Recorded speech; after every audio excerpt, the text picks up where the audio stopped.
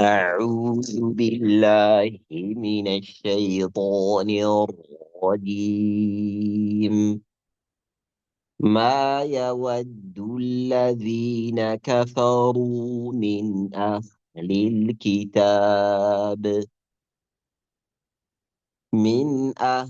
الكتاب ولا المشركين أن ينزل عليكم من خير من ربكم، والله يختص برحمته من يشاء،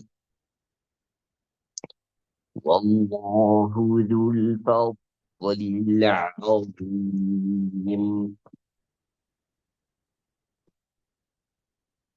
أعوذ بالله من الشيطان الرجيم.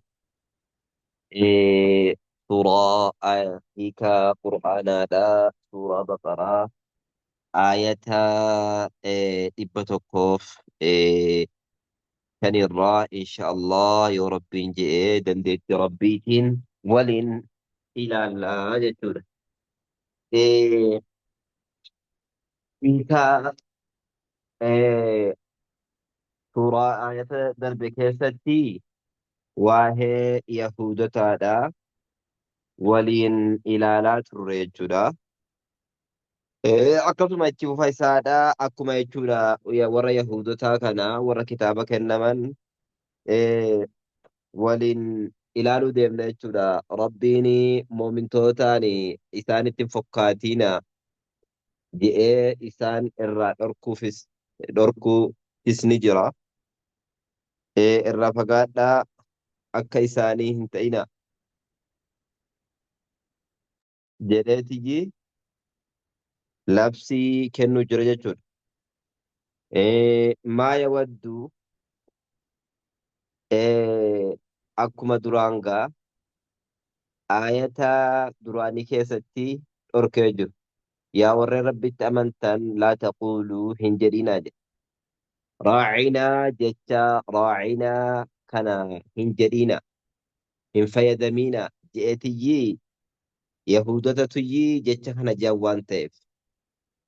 Jecha kana afaan arabaarraa jijjiiranii kara jechuudha. Raacinaa jecha jedhamu afaan isaaniitti jijjiiran. Raacinaa jechi jedhu kun nu eega nu eegi takkaan jechuudha.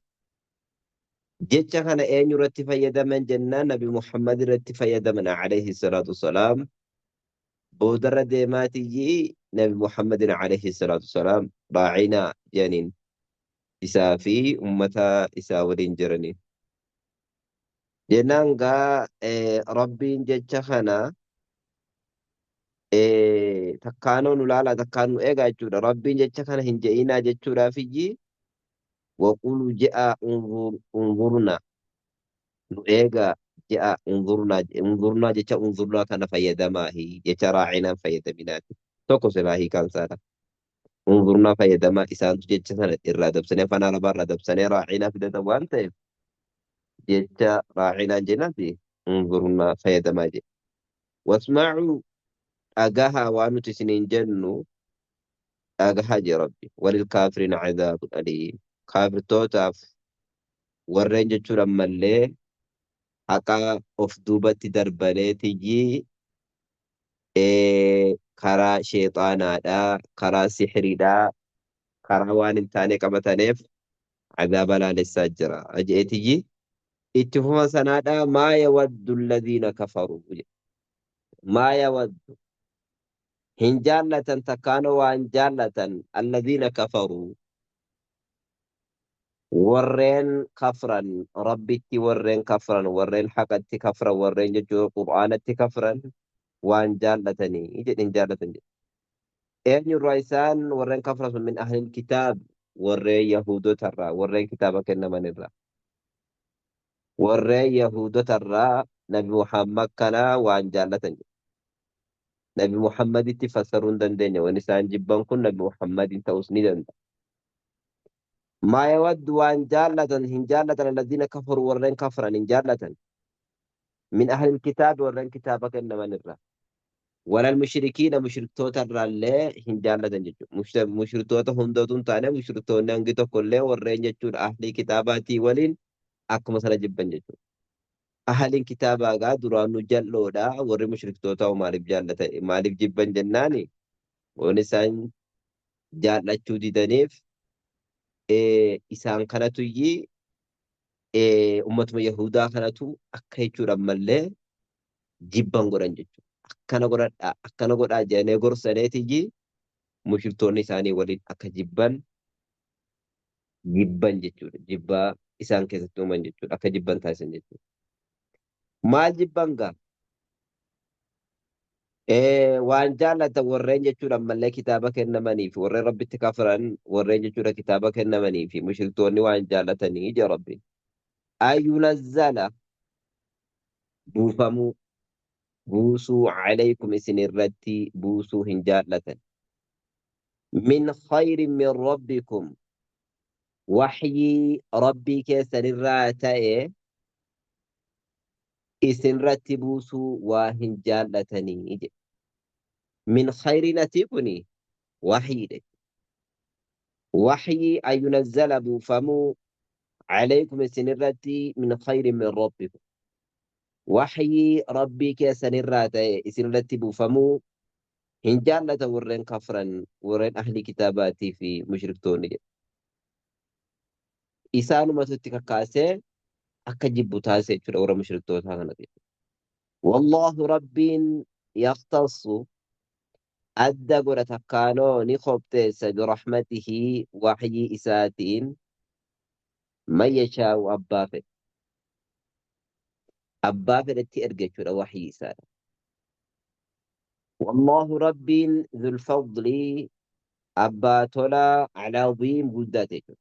ذو الفضل العظيم أبا تولا قداتي ربي يجو أبا تولا قداتي يجو والله يختص ربي إني خبت تتكانو أدقودا برحمته واي سادا اتبوسو لما يشاء أبا من قبروتني سراج والله ربي ذو الفضل العظيم أبا تولا قداتي يجو آية نكو ونني بسجرو ummanni jechuudha ammallee Yahudaadha yeroo jechuudha ammallee Nabi Muhammad alayhi salaatu wasalaam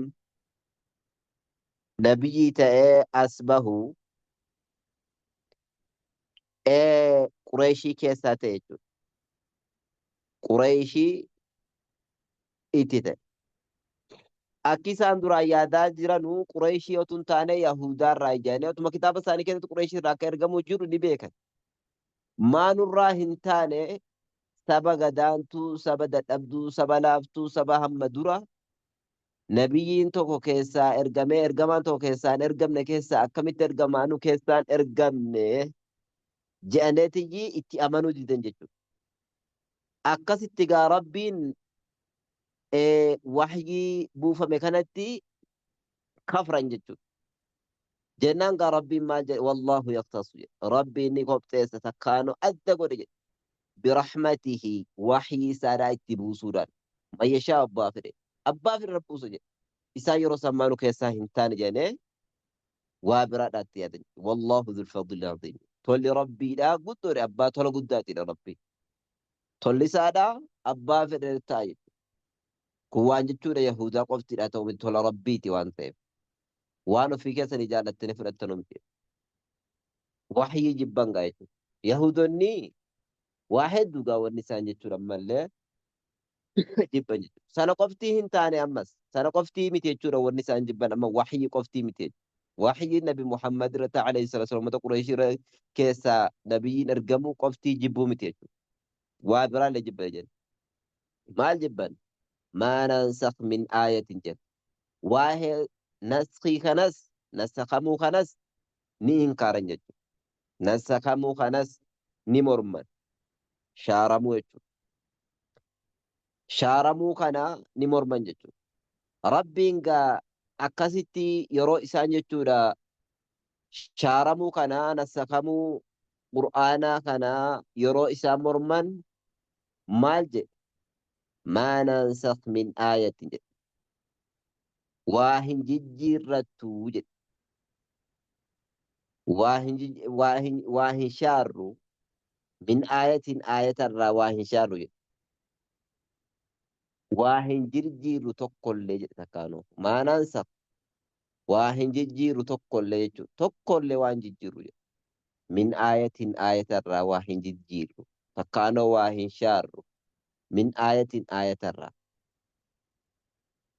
Aayata qur'aanarraa ta'e waa hin jijjiirru takkaanoo waa hin shaarru jedhe. Aw nunsiihaa takkaanoo kasii irraanfachiifne na'tii ni dhufna jedhe. Bikhayrin minhaa. Ka isiirra caaltuun dhufnaa jedhe. Bikhayrin minhaa jedhe. Ka aayatattii sanarra caaltuun dhufna jedhe. Aw mislihaa. Takkaanoo fakkii akka isiitiin dhufna isiin sakne sana takkaanoo jechuudha isii seerraanfachiifne ka isiirra caaltuun dhufna jedhe. Takkaanoo waan shaarre sanoo aw mislihaa fakkii akka isiitiin dhufna jedhe. Yeroo kana Yahuudota tuyyii yeroo Nabi Muhammad alayhi salaatu wasalaam duraan karaa Baytul Maqdisitti garagalee salaataa ture. Eega sana kana jechuudha ammallee jihaa Kaabaatti garagale jechuudha. Haay jenne jechuudha. Nabi Muhammad kun waa dhugaarra hin jiru jenne. Otuu dhugaarra jiraatee duraan Baytul Maqdisitti garagalee salaatu jira. Guyyaa keessaa kan Rabbiin inni isaadha jechuudha. Waa amanamaa miti amantiin isaas amanamaa miti. Maaliif garagalee jen jechuudha. Naskii kana jechuudha inkaaran jechuudha. Nasaku shaaramuu kana jechuudha. Shaaramuudhuma kanayyii morman jechuudha. Shaaramiinsa morman jechuudha. Rabbiin jechuudha yeroo waan tokko shaare fakkiidhuma akka sanaatiin jechuudha malee bakka buusa. Takkaanoo yoo duraan jechuudha wanni tokko jabaattee jiraatte gabrootan isaarratti laaffisuudhaaf bakka isiidhaa buusa. Wani shaaramte tokko. Yoo duraan wanni sun jabaatte fakkeenyaaf wanni akka ibaadaa tokko yoo ka'ee jechuudha malee murtiin isaadhaa duraan jajjabeeffamee jiraate laaffisuudhaaf isii sana shaaree bakka isiidhaa laaffisee buusu jechuudha. Gabrootan isaarratti. Takkaanoo yoo laaffate yaate bakka isii jajjabeessa jechuudha. Nassakamuu jechuun akkas. Kanaafuu naskii kana inkaaran jechuudha nassamuu shaaramuu kana jechuudha. Ni irraanfachiisa gaa irraanfiin inni jira. Fakkeenyaaf Nabi Muhammad alayhi salaatu wasalaam waa hedduu irraanfate. Ka irraanfachiifame ni jira jechuudha. Rabbitu irraanfachiise. Gaafas irraanfachiise sanas qaalumminaaf jechuudha irraanfachiise jechuudha. Waan caalaa ta'uudhaaf irraanfachiise jechuudha. Fakkeenyaaf akka yeroo dubbatanu akka suuraa tawbaa kana jenna. Akka suuraa tawbaadhaa otoo san ta'in irraanfachiifamee ture jedhan. Eega sanaa bakka isaadhaa suuraa tawbaan akkasitti dhufe jechuudha. Waan irraa gaddiidhaan fidu gaa jechuudha oguu irraanfachiise. Waan takkaan waan akka sanaadhaa takkaan waan isarra caalu fide jechuudha. Ammas jechuudha Nabi Muhammad alayhi salaatu wasalaam Laylatul Qadrii irraanfachiifamee ture jechuudha. Ni irraanfachiifame. Yeroo isaanitti himamee waxyiidhaan yeroo isaan jechuudha ni majalanii gabbaaru sahaabonni nama wallole jechuudha. Namoota wallole kana yeroo addaan dhorkanee ka'anee nani majaan harka sammuu keessaa haqame jechuudha guyyaa sun. Kanaafuu barbaadadhaa guyyaa kurnan keessaa guyyaa qariidhaa guyyaa mangoodhaa barbaadadhaa jedhee jechuudha. Kanaafuu irraanfachiifame jechuudha. Wanni irraanfachiifameef irra filatamaa ta'uuf otuu jechuudha ammallee irra caalaa ta'uudhaaf irraanfachiise jechuudha. Otuu Nabi Muhammad alayhi salaatu wasalaam guyyaa Laylatul Qadrii sana guyyaa beekamaa sana jechuudha irraanfachiifamuu dhiisee kan himotu ta'e namni ibaadaa guyya tokkotti ibaadaa jechuudha ammallee guddoo san argata waan ta'eef sila namni ibaadaa dhiise jechuudha akka jiru salaata dhiisa sadaqaa dhiiseetiyyi halkan sana qofti jechuudha ammallee ibaadaa godha jechuudha. Kanaafuu rabbiin toltumaa fi irraanfachiisa malee badinaa fi waan jechuudha malee rakkoo biraatiif miti jechuudha. Waan gaarummaadhaaf jechuudha. Kanaaf akkas jechuudha. Maanaan sak jedhe waan jijjiirre tokko jedha rabbiin. Takkaanoo waan shaarre tokko min aayatin aayatarraa hukmi isaas haa ta'u lafrii isaas haa ta'u qur'aana kanarraa waan shaarre takkaanoo waan jijjiirre tokko awnuunsiihaa kasi irraanfachiifne na'tii ni dhufnaa jedhe bikhayrin minhaa ka jechuudhaan mallee isiirra caaltuun dhufnaa jedhe aw mislihaa takkaanoo fakkii akka isiitiin dhufnaa jedhe fakkii akka isiitiin. Kanaafuu gaafa jechuudha shaarames gaafa irraanfachiifames wanni irraa gadiidhaan dhufu jechuudha. Takkaan fakkii akkasiitii takkaan waan sanarra caalu dhufa jechuudha. Wanni rabbiin jechuudha isaan eenyurra deebisaadha Yahudaarra deebisaadha. Yahudaatu shaaramuu kana jechuudha shaaramuu kana inkaaran jechuudha. Eega shaaramee nabi Muhammad kun amantii isaadha amantii sirriitii miti amantii dhugaatii miti jedhaneeti haasa'anii jenna rabbiin jechuudha akkasitti buuse jechuudha. Alam ta'alam jedha rabbiin. Isa hin beekne yaa nabi Muhammad anna Allah rabbiin calaa kulli shayin qadiir. Rabbiin jechuudha mallee waa hundarrattuu danda'aadhaa hin beekneehi jedha uummanni kun jedha. Ammas itti fufeeti gaa alam ta'alam jedha. Isa hin beekne anna Allah lahu mulku samaawaati wal ardh. Akka jechuudha mallee rabbiif ta'e mootummaan samiitii fi dacheedha akka rabbii qofaaf ta'e hin beekneehi jedha. Wamaa lakum min duunillaahi jedha. Isaaniif hin taane jechuudha mallee min duunillaahi rabbii gaditti jedhe. Ummata kanaaf hin taane min waliyyin jechuudha. Tissaan ka isaan tissu waliyyin hin taane jedha. Walaa nasiir ka isaaniif tuumsullee tuumsaan isaaniif hin jiruu hin beekneehi jedha. Am turiiduuna jedhe ilaal. Am turiiduuna an tas'aluu jeen jechuudha. Ummata nabi Muhammadii jechuu jira. Takkaanoo Yahudotattis fassaruu dandeenya kana meesha Allah lachuutti ni ilaala. Am turiiduuna jechuudha. Isani feetanii jedhe laa rabbiin. An tas'aluu. Yaa ummata nabi Muhammad takkaanoo yaa ummata Islaamaadha. Am turiiduuna isani feetanii an tas'aluu. Gaafatuudha feetanii takkaanoo kadhatuudha feetanii rasuulakum. Rasuula keessan gaafatuudha feetanii. Rasuula keessan gaafatuudha feetanii. Kamaa su'ila Muusaa akkuma gaafatame jechuudha mallee Muusaan min qablu kanaan duratti akkuma gaafatame sana isinis jechuudha mallee nabi Muhammadin takkaanuu nabii gaafatuu feetanii. Gaafii adda addaa gaafatan gaa jechuudha. Gaafii adda addaadhaa gaafatan jechuudha. Yeroo sana keessatti rabbiin akkana jechuudha. Uummanni banuu Israa'iil waan adda addaadhaa gaafatan jechuudha. Waan adda addaadhaa gaafatane. Gaafiin sun gaafii jechuudha akkuma rabbiin Qur'aana keessatti dhorke. Laa tas'aluu an ashyaa إن تبد لكم تسؤكم وإن تسألوا عنها حين ينزل القرآن تبد لكم عفى الله عنها ربنا رما دربا قافين المنا ما كن جتشورا كان قافة وما حماتو ساقيات ملي ولا ترى أنياتو تنافو قافي بايسون أركادا كوان تأف أم تريدون جد نفيتني أن تسألوا قافة رسولكم إرقما كيسا كما سئل موسى من قبلكم قافة ميجودا موسى كان عندنا Muusaa gaafatan kaa jechuudha. Uummanni Muusaadha. Uummanni Yahudaa kun mee rabbii kee jechuudha ammallee dirree bahii kottu jedhiini ni agarraa jedhan akka ji'a akka aduu agarru kanatti mul'atee dhufu jedhan waan adda addaadhaa haasa'an jechuudha. Kun maal godha jechuudha halaakuma isaanii godha jechuudha gaafiin wanni hin taane jechuudha. Isin yaachisa kanaaf rabbiin gaafatinaa jechuudha waan heddurra jechuudha. Kanaafuu yoo feenes Yahudaa ummata zaman Nabi Muhammad irratti hiikuu dandeenya Qur'aana kana bakka kana ayata kana. Am turiiduunaa jedhe ni feetanii an tas'aluu gaafatuu yaa ummata jechuudha malee Yahudotaa زمن محمد جدا رسولكم إرجما كيسا كما سئل موسى من قبل أكما يجول موسى دران قافة ما جاني قافة قا يجول أما اللي يهودني زمن محمدي أكما نبي أكما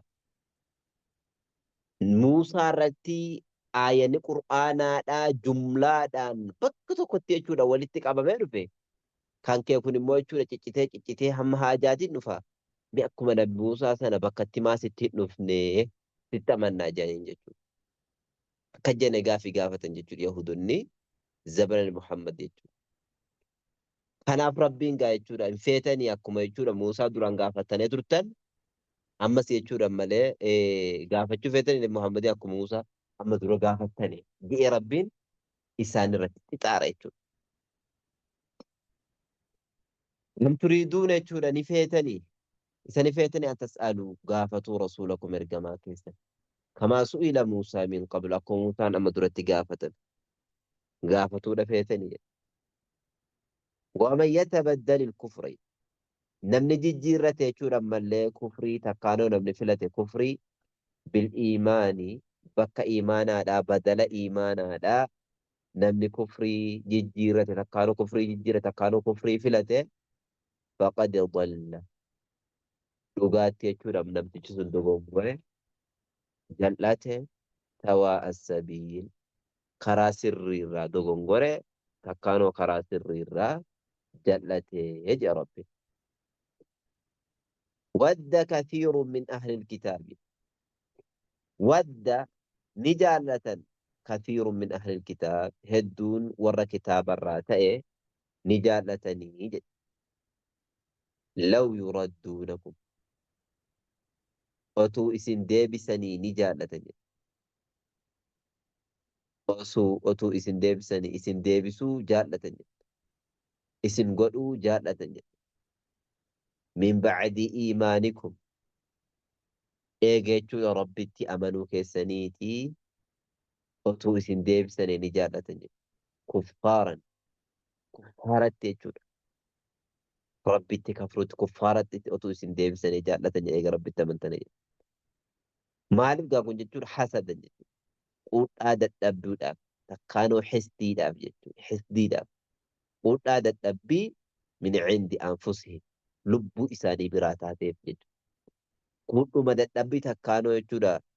حسدي لب إسان الرا براتاتي من بعد ما تبين لهم الحق إيجا أدام بافا مي لغان جتشور حقني إيجا أدام بافا مي تلا جتشور أما اللي إسن دي بسورة في الأنجتشور خرقوا فرمات فاعفوا جد إيسا جد جتشور أمتنا إرى دربا إيسا جد ومساني واصفحوا قرقلا جد حتى يأتي الله بأمره هم ربي النفتي بأمره مرتيسات لما ربي النفتي إسان إيسا واصفحوا قرقلا إن الله ربي على كل شيء قدير وهن دردتو دندالا أجل كنافوغا إسان حسدو ما بجتشو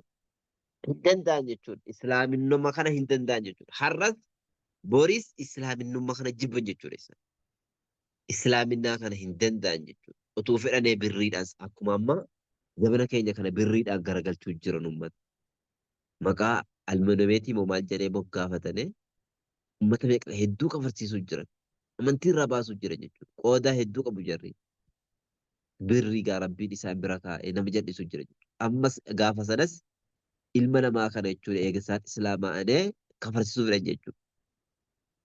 Maaliif jennaan quudhaa jechuudha malee dadhabbiidhaaf inuma dadhaba jechuudha hin danda'an jechuudha oggaa islaamofte jechuudha hin danda'anu lubbuma isaanii biratti jechuudha lubbuma isaaniirraa hin dandeenye jechuudha. Kanaafuu gaafiinis hedduun hin ta'u jechuudha. Rasuulli alayhi salaatu wassalaam gaafii baay'isu jechuudha amma jirru kunis gaafii baay'isu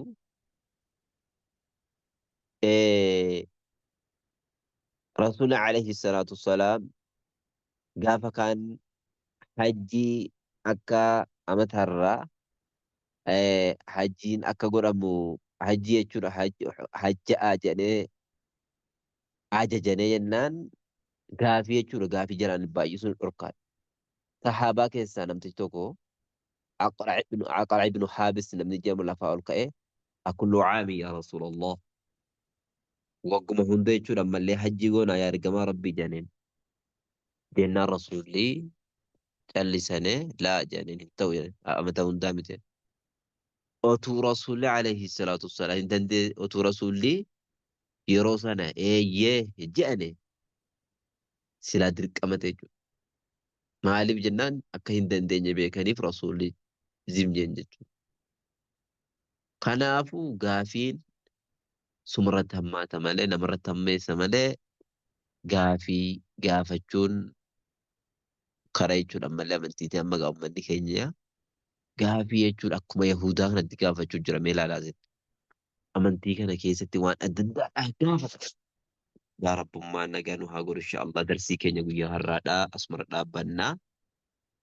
Suuraa Baqaraa ayataa 110 irraa eegalla yoo Rabbiin jee guyyaa boriidhaa yoo Rabbachiin nu gahee waan baranne keessa Rabbi barakaa nuuf haa kaa'u warra nagaan itti deebi'ee jedhu Rabbi nu haa godhu immoo nu kan immoo Rabbi nu haa qajeelchu warra akkuma banu Israa'el kana halaakamee booddeen isaadhaa baddee Rabbi nu godhini. Salaamu alaykum wa rahmatullahi wa barakaatuh.